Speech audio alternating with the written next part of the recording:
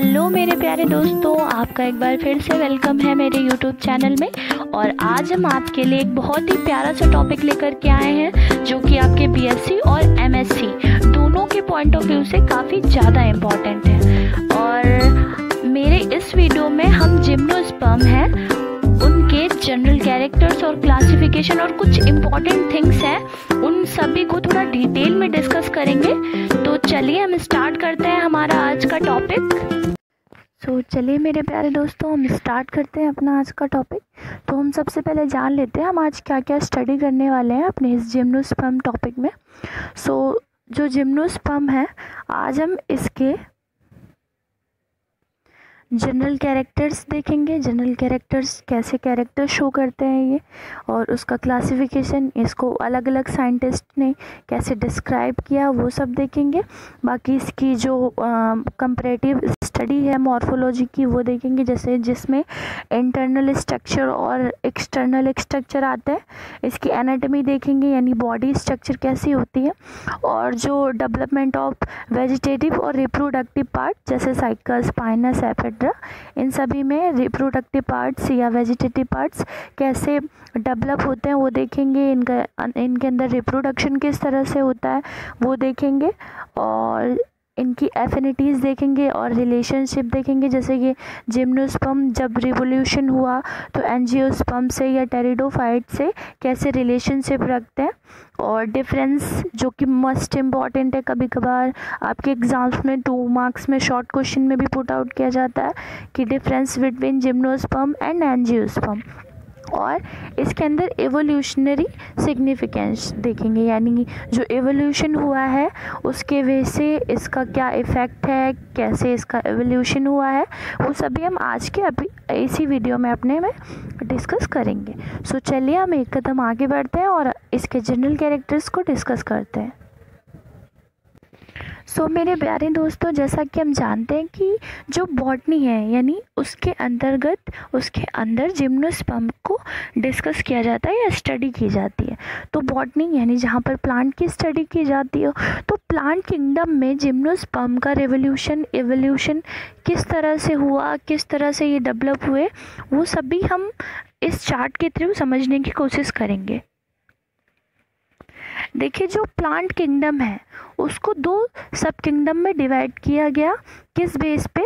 Flowering और non flowering plants पे, यानी क्रिप्टोगैम्स या क्रिप्टोगैमी एक ब्रांच बोला गया, सब किंगडम बोला गया, और फेनेरोगैमी दूसरा सब किंगडम बोला गया। अच्छा, क्रिप्टोगैमी यानी नॉन फ्लावरिंग प्लांट, ये जो क्रिप्टोगैम्स होते हैं ये नॉन फ्लावरिंग होते हैं और ये वाले फ्लावरिंग होते हैं। तो अब जो नॉन फ्लावरिंग है इनको भी 3 डिविजन्स में डिवाइड किया गया।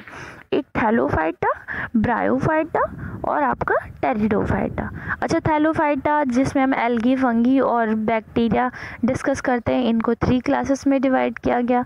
और जो ब्रायोफाइटा है उसे हेपेटिकोप्सिडा और एंथोसिरोटोप्सिडा और ब्रायोप्सिडा।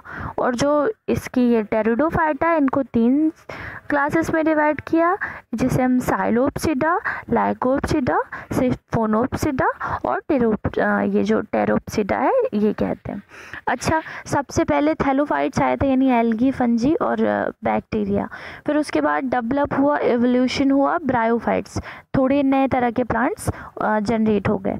फिर थोड़ा एवोल्यूशन हुआ और टेरिडोफाइट्स डेवलप होने लग गए। अच्छा, फिर और रेवोल्यूशन हुआ, तब जिम्नोस्पर्म डेवलप हुए।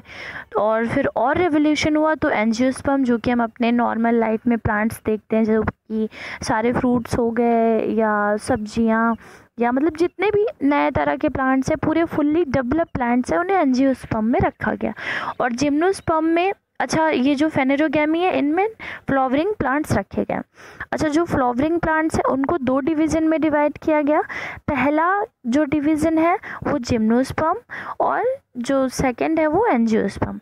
जिम्नोस्पर्म ऐसे प्लांट जिसमें नेक्ड सीड होता है, यानी जो उनकी बॉडी होती है, उनका जो सीड होता है उसके ऊपर फ्रूट वॉल या ओवरी वॉल बोल सकते हैं हम, वो नहीं प्रेजेंट होती है। और जो एंजियोस्पर्म होते हैं उनके ऊपर ओवरी वॉल प्रेजेंट होती है। तो इनको भी 2 क्लासेस में डिवाइड किया गया, जिम्नोस्पर्म्स को, sorry I have wrong pronunciation, एक साइकेडोफाइटा और एक कोनिफेरोफाइटा। अच्छा, और जो एंजियोस्पर्म है इन्हें डाइकॉट और मोनोकॉट 2 क्लासेस में डिवाइड किया। तो आज हम जो स्टडी करेंगे वो मेनली जिम्नोस्पर्म को करेंगे, और इसके नेक्स्ट वीडियो में, अगले कुछ वीडियोस में मैं एंजियोस्पर्म्स को भी डिस्कस करूँगी, और जिम्नोस्पर्म को इसमें हम कुछ ज़्यादा डिटेल में डिस्कस करेंगे, जो कि आपके एग्ज़ाम्स के पॉइंट ऑफ व्यू से काफ़ी ज़्यादा इम्पॉर्टेंट है। सो चलिए हम स्टार्ट करते हैं। चलिए सबसे पहले हम जानते हैं कि जो जिम्नोस्पर्म है, वो जो वर्ड है उसका जो मीन्स है वो कहाँ से आया, उस वर्ड की जनरेशन कहाँ से हुई। चलिए हम स्टार्ट करते हैं। आई थिंक आपको प्रॉपरली शो हो रहा होगा। चलिए, जो जिम्नोस्पर्म है वो मेनली 2 वर्ड से बना है, एक जिम्नास और एक स्पर्म्स। जो जिम्नास है, जिम्नास का मतलब है नेक्ड, और स्पर्मा का मतलब है सीड। मतलब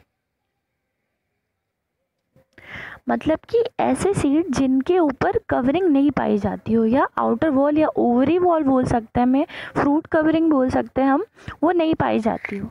अच्छा, ये जो थियोफ्रेस्टस नाम के साइंटिस्ट थे, उन्होंने 300 BC में बताया था। किस बेस पे बताया था? To describe with unprotected seed, मतलब जो अनप्रोटेक्टेड सीड होता है उसको डिस्क्राइब करने के लिए इन्होंने ये दिया था। ये ग्लोबल होगा। और अगर हम ग्लोबल जिम्नोस्पर्म से देखें तो वो फेनोरोगैम्स होते हैं या स्पर्मेटोफाइट होते हैं। फेनोरोगैम्स या स्पर्मेटोफाइट्स का मतलब है कि सीड प्रोड्यूसिंग प्लांट होते हैं या सीड प्लांट होते हैं। यहाँ पे मैंने आपको शो भी किया कि स्पर्मेटोफाइटा 2 वर्ड से मिलकर बना है, एक स्पर्म जिसका मतलब होता है सीड, और फाइटन का मतलब होता है प्लांट। मतलब ऐसे प्लांट जिसमें सीड प्रोड्यूस होते हैं उन्हें स्पर्मेटोफाइटा कहा जाता है। अच्छा, और जो ये प्लांट होते हैं ये सीड को प्रोड्यूस करते हैं, स्पोर्स को नहीं। अच्छा, स्पोर्स बहुत ही छोटे मेल गैमेटोफाइट होते हैं, बहुत ही ज़्यादा स्मॉल होते हैं और यूनिसेलुलर होते हैं। बाकी जो सीड होते हैं ये मेल गैमेट और फीमेल गैमेट का जब फ्यूज़न होता है उसके बाद जो प्रोड्यूस होते हैं, डिप्लॉयड होते हैं ये, और डेवलप्ड होते हैं फुल्ली। आई थिंक आपको समझ में आया होगा।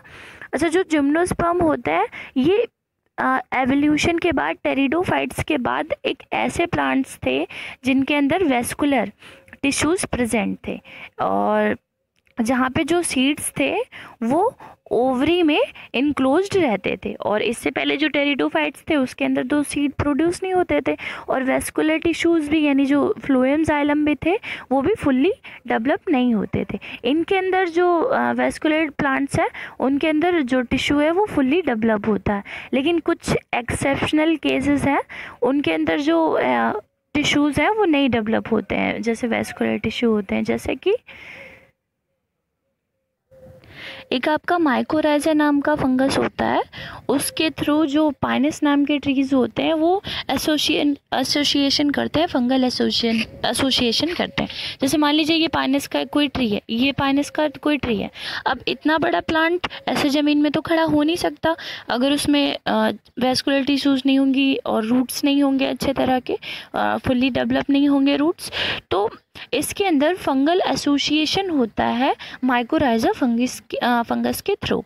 तो उससे क्या करते हैं, ये ज़मीन के अंदर अटैच रहते हैं और अपने आप को सर्वाइव कर पाते हैं और अपने आप को डेवलप कर पाते हैं। अच्छा, जो ये प्लांट्स होते हैं इनके अंदर जो ओव्यूल्स होते हैं वो नेक भी होते हैं स्टार्टिंग से, और जो मेगास्पोरोफिल यानी गुरु बीजाणु धानी बोलते हैं इंग्लिश में, इस हिंदी में इसका क्या मीन्स होता है, जैसे मेगास्पोर 2 टाइप्स के स्पोर्स होते हैं, ये हेट्रोस्पोरस होते हैं, अभी हम जनरल कैरेक्टर्स में डिस्कस करेंगे। तो 2 टाइप्स के स्पोर्स होते हैं, एक माइक्रोस्पोरोफिल जिसमें एंथ्रीडिया आता है और दूसरा होता है मेगास्पोरोफिल जिसमें आपका उगोनिया आता है। तो ये जो इनका मेगास्पोरोफिल्स होते हैं ये कोन्स में अरेंज होते हैं, जैसे कि आपको ये स्ट्रक्चर्स यहाँ पे शो हो रही हैं, ये कोन्स हैं, ये किसी जो प्लांट है उसके अंदर कोन्स को शो किया गया है। चलिए हम आगे बढ़ते हैं और डिस्कस करते हैं।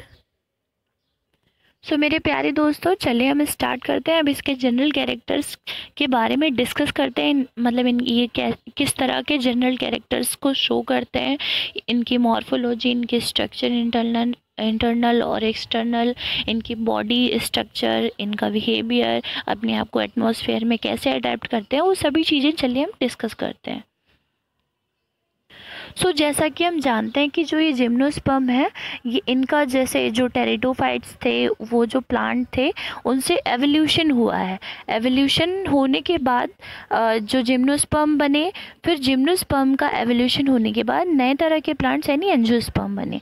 तो जो जिम्नोस्पर्म है, उनका फॉसिल रिकॉर्ड ये इंडिकेट करता है कि जिम्नोस्पर्म जो है वो एवॉल्व हुए हैं अप्रॉक्सीमेटली 300 मिलियन ईयर्स पहले के, जिनमें जो डिवीज़न है वो एक्सटिंक्ट हो चुका है। यानी जो जिम्नोस्पर्म है वो हमारी अर्थ पे 300 मिलियन ईयर्स से पहले से भी ज़्यादा प्रेजेंट है। और एक मार्टिन नाम के साइंटिस्ट थे, इन्होंने 2011 में रिपोर्ट किया था, जिसमें हमें जिम्नोस्पर्म की 186 स्पेसीज और 84 जेनरा के बारे में इंट्रोड्यूस किया। और प्रेजेंट में इसकी 83 जेनरा, जिसमें एक थोड़ा नहीं अच्छा सही था, उसको जिम्नोस्पर्म में नहीं रखा गया, तो उसमें 83 जेनरास और जो 790 स्पेसीज को रखा गया, मेनली जो जिम्नोस्पर्म के कैरेक्टर्स को शो करते हैं। और जो जिम्नोस्पर्म है, इसे हम लिविंग फॉसिल भी कहते हैं। और जो जिम्नोस्पर्म है, ये डिस्ट्रीब्यूटेड होते हैं टेम्परेट के थ्रू, यानी ट्रॉपिकल रीजन्स में पाए जाते हैं। ये वर्ल्ड का जो ट्रॉपिकल रीजन हो या टेम्परेट रीजन होते हैं, उनमें पाए जाते हैं, यानी पहाड़ी क्षेत्रों में ज़्यादातर पाए जाते हैं। अपने इंडिया में जैसे उत्तराखंड के साइड में ज़्यादातर पाए जाते हैं। अच्छा, जो ये हमें पता है कि स्पोरोफाइटिक होते हैं नेचर में, और पिनियल्स बनते हैं इनके अंदर, और वुडी होते हैं। ये जीरोफाइटिक इनका नेचर होता है। तो